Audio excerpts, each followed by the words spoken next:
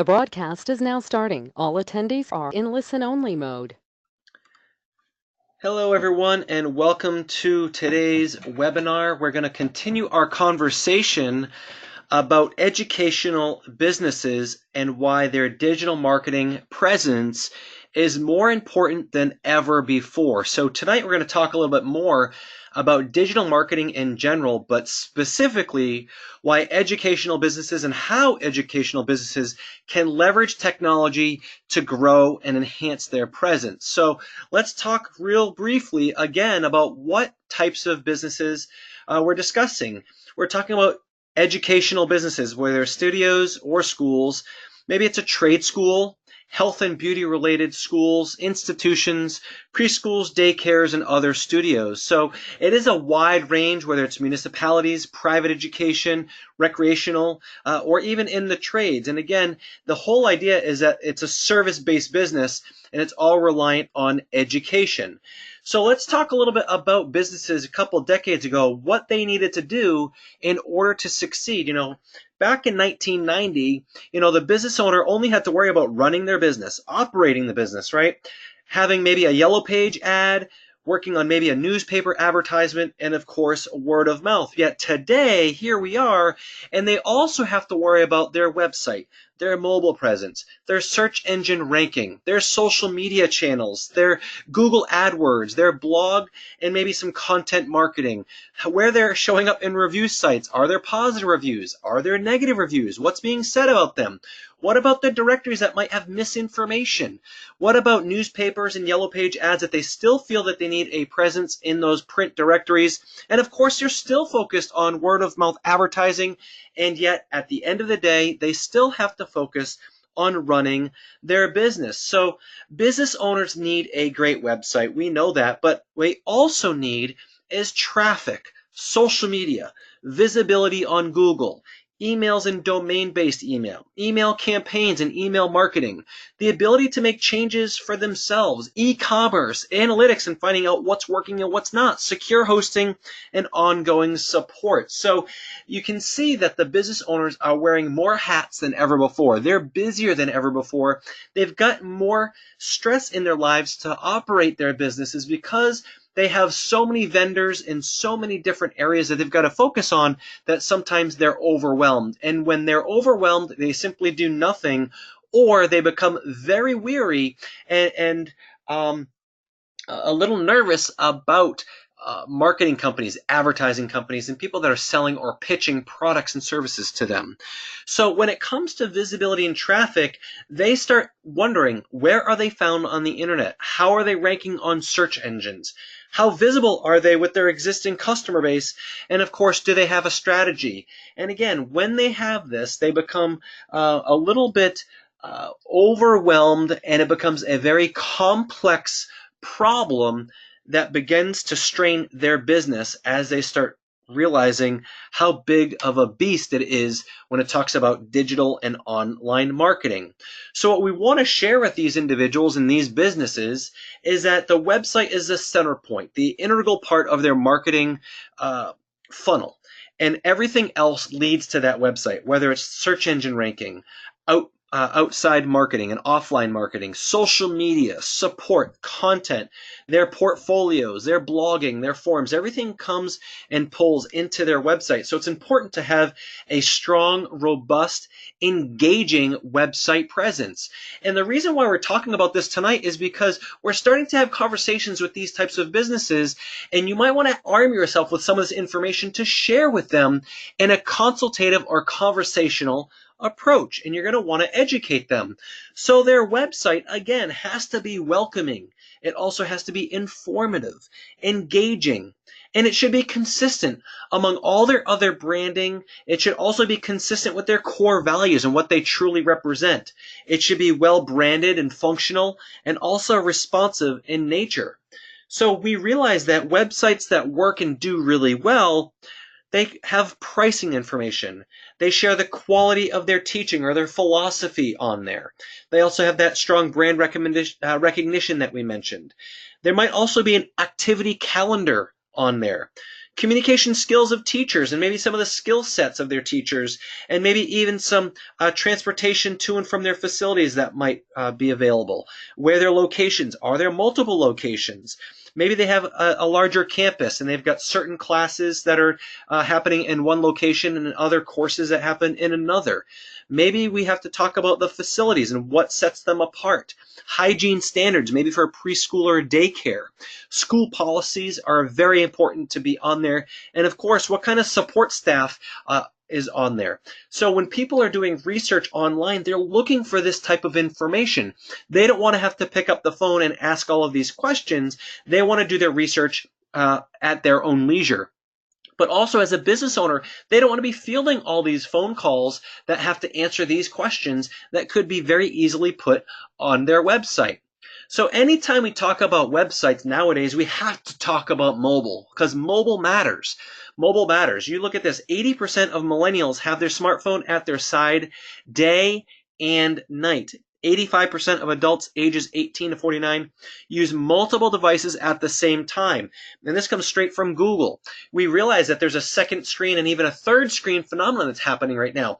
People might be watching television, they might be watching Netflix, yet they still have their tablet, they have their Apple Watch, and they have their smartphone. They've got 3 or 4 or 5 devices all connected to the internet.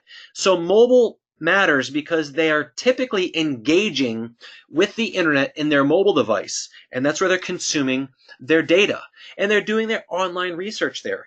81% of consumers conduct online research before making a big purchase. 81%. So if they're not online, they're not a mobile-friendly site, they're missing the biggest area of opportunity. So is their site mobile friendly? Some business owners don't even know if they're mobile friendly. They think just because their website comes up that it's mobile friendly. We need to educate them what it really means. So there is a mobile strategy, right? There's multiple ways of making a website mobile ready, and Google supports different implementation methods. And really, it comes down to 2. They could have a separate URL, and you might see this with a separate domain name when you're on a mobile device. It might be m.sitename.com.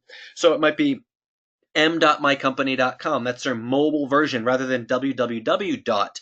However, what's recommended by the Google mobile first algorithm is to have a responsive web design. A responsive web design, not a separate website made for mobile with a separate URL, but a responsive web design that's built for any device nature, right? So there's a great place that you and or your business owners can do a little quick research. Is their site mobile friendly? Well, you can type in a URL and test it, and that's through Google. It's search.google.com/test/mobile-friendly. And you can take a screenshot of this or jot it down, search.google.com/test/mobile-friendly.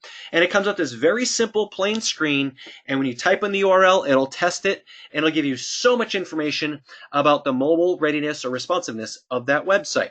So when it comes down to designing websites and responsive in nature, what it means is that regardless of the display, whether it's a 30-inch monitor, it's a 11 or 17-inch laptop, it's a 10-inch tablet, or a 3 or 4-inch smart device, what it means is that all of the information is responding to the device size and arranging the content appropriately.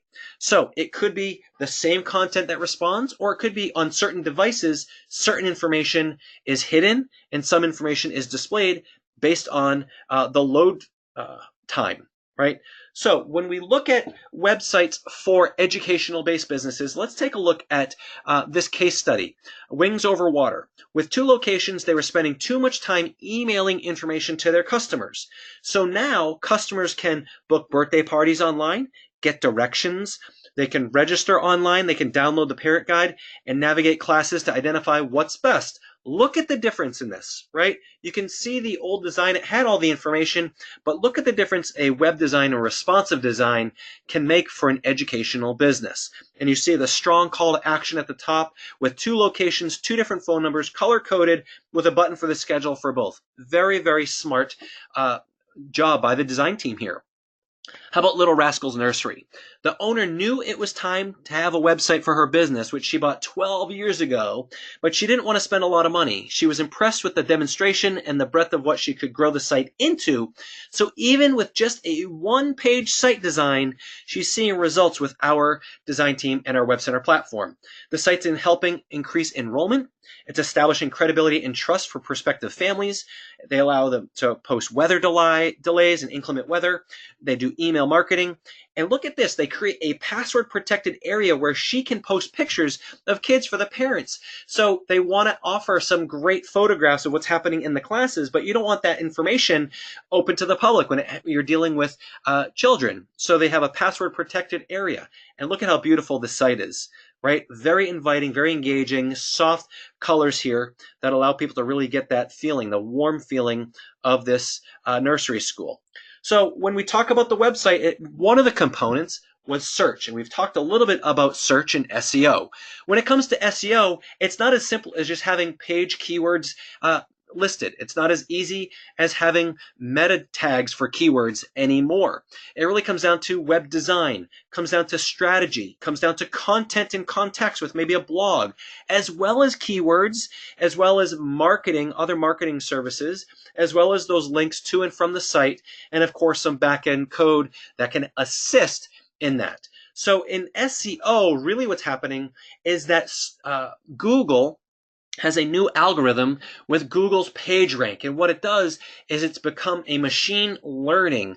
And it's really looking at behavior. How long someone is actually on a website then translate to whether or not it was a good result. So not only is it just about answering the question, but it's also answering the question and then providing enough information for a user to stay on that website and have what we call dwell time. So the longer a user is on a website, it actually increases the page rank because Google sees it as an informative, engaging site that users want to be on. And it's incredible phenomenon what's happening with Google and their algorithm, and it's really coming down to behavior and users' behavior. So what is Google, right? Google is simply the world's largest file cabinet. They organize every piece of content that's on the World Wide Web, whether it's text content, whether it's image content, whether it's video content, or it's engaging reviews and customer interaction, such as social media content that's out there. So they need to have a way to organize all of this content in a contextual way so that they can answer the individual or their user's question. When someone searches, they're not searching to search, they're searching to find what is the best website to have a result displayed where a user can get their information from the website. And that's how Google ranks pages. And of course, when you look at a web browser, it looks like a bunch of file tabs, right? Open up a window in a new tab. Very similar to a file folder. We have multiple tabs on a web browser. We have multiple tabs in a web page or website. And of course, a file cabinet has multiple tabs in multiple folders. So Google has just found a way to organize and analyze and crawl every piece of content and make it so that a user can find what they're looking for easily. So where are your clients and candidates showing up in search? Critical. When you do a Google search, are they showing up in the maps section? Are they showing up in the advertisers section? Or are they showing up in the organic or natural section? Or even are they showing up on review sites listed on the search results? Right? It's important to know where they are listed. So more Google searches take place on a mobile device than on computers in 10 countries, including the US and Japan. And Google said that back in 2015. So nearly half of business-to-business researchers who use their mobile device for research do so while they're at work. And that is why, right? They're not using their computer at work anymore. And 65% of smartphone users agree that when they're conducting a search on their smartphone, they're looking for the most relevant information regardless of the company providing the information. And isn't that important? And it's no longer about the where they're getting the information from, but it's more about the relevance if it addresses the questions and what they're researching. So local search engine optimization is the second thing that's really important when it comes to digital marketing. At first, it was mobile design, right? Responsive website design. Now it's local. Mobile, local, right? Local search engine engine optimization, 72% of consumers who did a local search visited a business within 5 miles. And 30% of mobile searches are related to a location. So geolocation is also very important. So if you're a user and you're not typing in a certain location, meaning a geography, a town, a city, a metro area, what's happening is Google's actually pulling the IP address of where your user is. So when you're doing a search on your phone, it's using the geolocation information from your phone.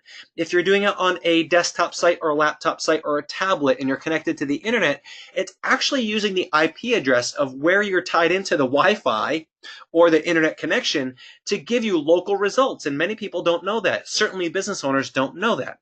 So local searches lead 50% of mobile visitors to visit a business within 1 day. Think of how powerful that is. Within 1 day of someone doing a search, 50% of people that do the search are likely to show up to a business in a brick and mortar location. 78% of local mobile searches result with in-business purchases, meaning that they're doing a local search on their mobile device. They're doing that research ahead of time. And look at that, 78% result in a purchase. Important.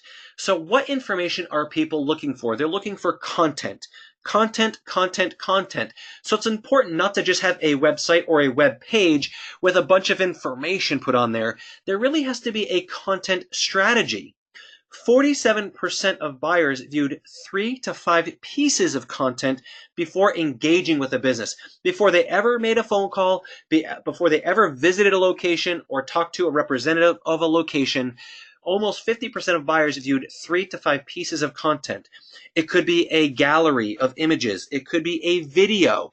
It could be an article or a blog. It could be pages of content on the website. It could be an email marketing piece. It could be some strategy or some articles that they've done some research on that might be related to the category or the business at large or the industry, but not necessarily that particular business. So there's got to be a strategy involved. And one of the biggest strategies that business owners can adopt is blogging.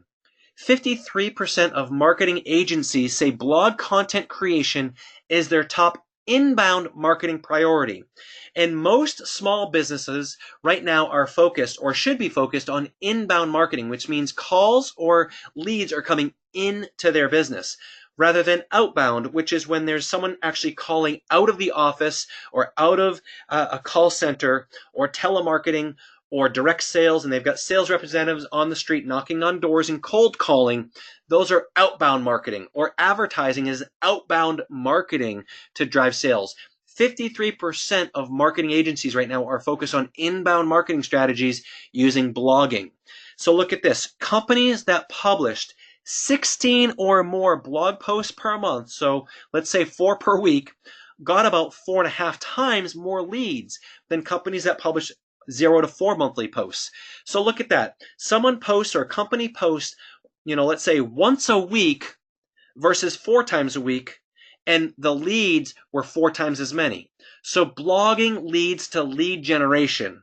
So blogging and content marketing is so important. And part of that content marketing might also be email marketing. So think of yourself and how you engage with brands. While most people don't like spam messages, there's still some value in email marketing, especially when it's tied to you as a consumer with information that you find valuable. So customer and client interaction and engagement becomes very important. So some questions to ask your candidate are, how do you communicate with your existing customers? Are you using phone? Are you using mail? Are you speaking them only when they come in a live scenario? Are you doing email? Are you texting them? Are you doing email newsletters? Are you using social media sites? Are you blogging? How do customers engage with you and or your brand? And more than that, how often are you communicating? Are you only communicating when they purchase? Is it weekly, monthly, quarterly, annually? A lot of business owners only think about the point of purchase, and they're not thinking about the ongoing dialogue that they need to have with their customers or clients.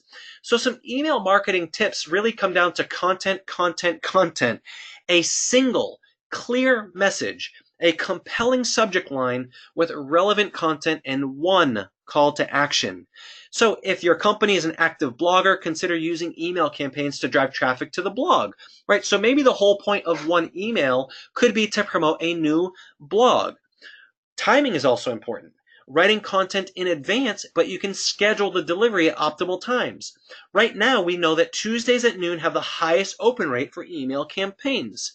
But more importantly, when it comes down to context and relevance, they have to know their audience. How can you add some local flavor? How can you segment your audience for different messages? If it's a school that has adult education versus childhood education, maybe a preschool versus after school program, that content and that message is very different. The tonality, the verbiage, as well as the content and the imagery that is displayed. Even some cases, the font might be different. The core values represented are different. So it's important to have a strong email strategy and content strategy when thinking about your audience. It's got to be relevant to the appropriate audience to increase results. The reason why most companies say email marketing doesn't work is because they're not speaking to their audience. It's one mass message has become mass marketing, and as we know, times have changed. Most people do not like mass advertising or mass marketing, and most people look at email marketing as a mass marketing tactic, which doesn't have to be the case. So think to yourself and have your customers and clients think, is it worth it? 86% of consumers would like to receive promotional emails from companies they do business with, at least monthly, and 15% would like to get it daily. But think of that, 86% of consumers prefer promotional emails. And why is that? Because when they want to engage with the brand, they can do it on their time. They can open up the email when they want, as long as they see that subject line and that it's relevant to them. They are in control of the communication and the dialogue.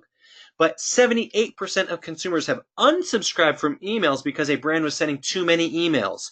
So maybe daily is too much. And maybe monthly is not enough. So there's got to be a delicate balance, and maybe it's dependent on the audience and the type of email. Is it an informative email?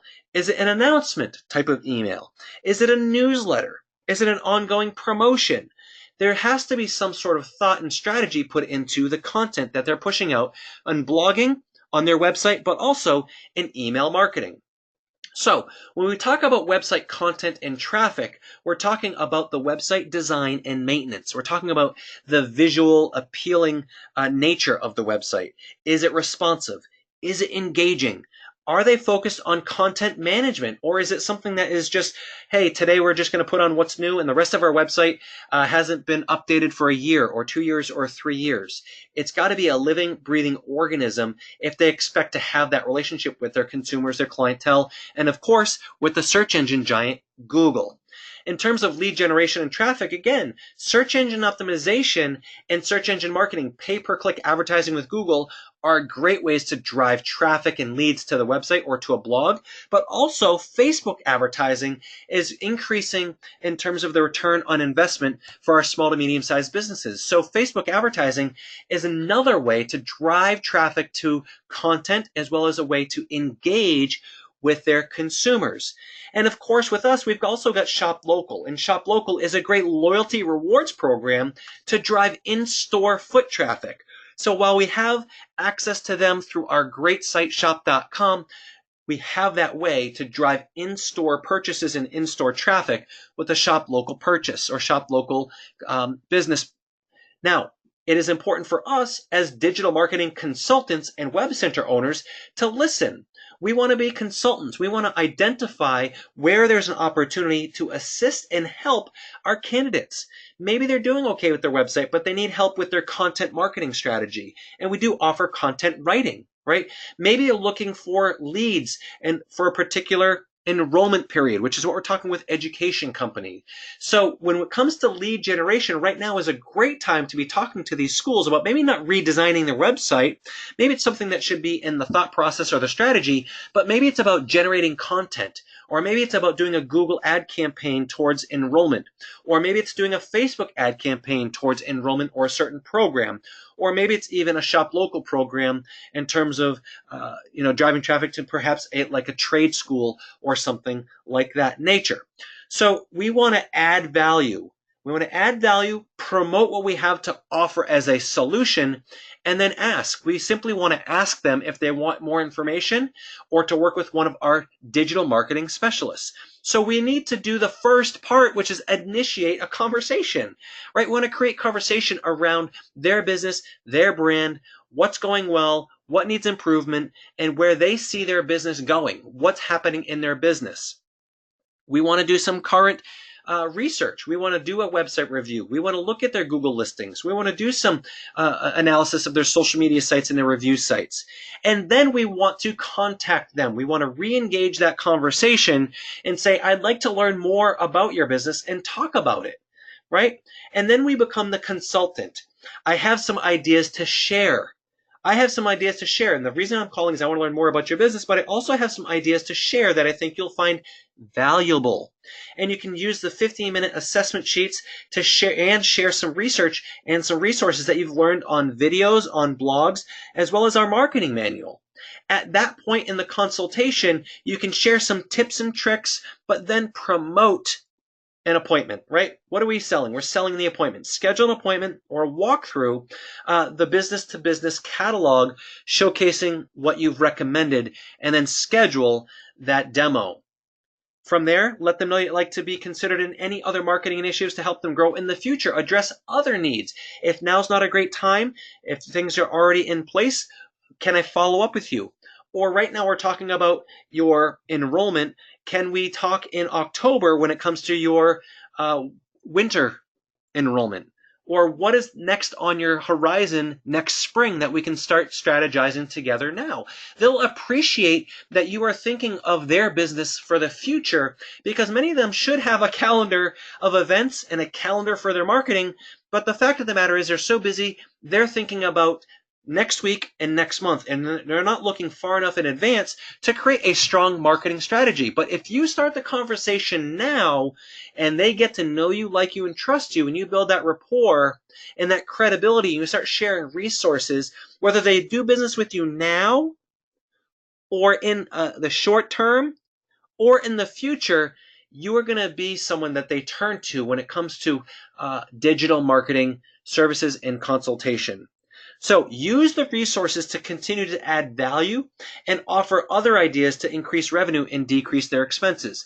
So maybe you want to revisit them when it comes to their merchant services. Maybe you want to revisit them when it comes to maybe adding on some e-commerce. Maybe you want to revisit them on an additional revenue stream. Or maybe you want to do a business spending assessment and introduce them to yourshop.com. The idea is that we're building relationships with these businesses, not to have a one-time sale for a website and walk away. This is something that's going to be ongoing, and they're going to appreciate everything that you have to offer as long as you share it and you add value. So we have to remember that Web Solutions by MA WebCenters offers simplicity, synergy, and accessibility across all digital marketing, whether it's website maintenance, social media, digital marketing, and all the other options and the things that we're continuing to come out with and releasing to the small to medium-sized businesses through the B2B Services Division and MA Web Centers. So it's important to review the business category as well as the marketing manual, the blogs that have been written, the video resources, and then simply share this information with those categories and those people that you know on your candidate list over the next week or two, because you don't want time to slip by, because right now they are looking for what we have to provide. But when it comes to the end of August and beginning of September, it might be too late, and then we're looking at trying to capture the enrollment buzz next year. And certainly there's other things that we can recommend along the way, but right now is a fantastic time to contact these businesses.